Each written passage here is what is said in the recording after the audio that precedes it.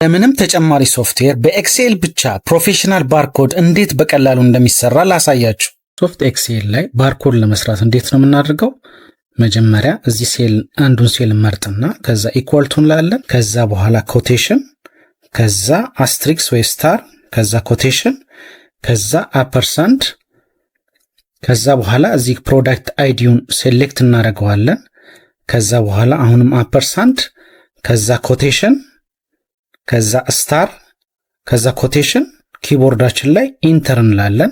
ከዛ እንዳለ እንይዝና ይሄን ድራግ እናደርገዋለን። በኋላ ምንድነው የምናደርገው? እዚህ ፎንት ውስጥ እንገባና CIA ኮር 39 የሚለውን እንፈልጋለን። CIA ኮር 39 የሚለውን እዚህ ጋር ይሄን ስንመርጥለት within a fraction of second ማይክሮሶፍት ኤክሴል ባርኮድ ይሰራልናል ማለት ነው።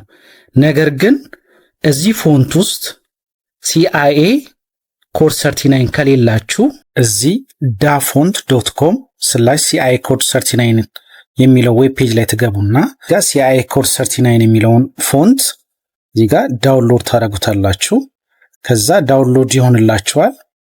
ዳውንሎድ የሆነውን ፋይል CIA ኮድ 39ን በዚህ መልኩ ታወርዱና ከዛ በኋላ ይሄን ትከፍቱታላችሁ።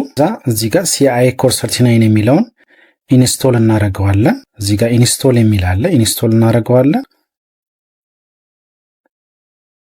ኢንስቶል ካደረግነው በኋላ ማይክሮሶፍት ኤክሴላችሁን ዘግታችሁ ትከፍቱታላችሁ። ከጫናችሁ በኋላ እዚህ ፎንት ውስጥ ገብታችሁ CIA ኮድ 39ን ታገኙታላችሁ ማለት ነው። እዚህ ጋር ይሄው CIA ኮድ 39 እዚህ ጋር ይኖራል ማለት ነው። ኢንስቶል ካደረግነው በኋላ በዚህ መሰረት መስራት ትችላላችሁ ማለት ነው።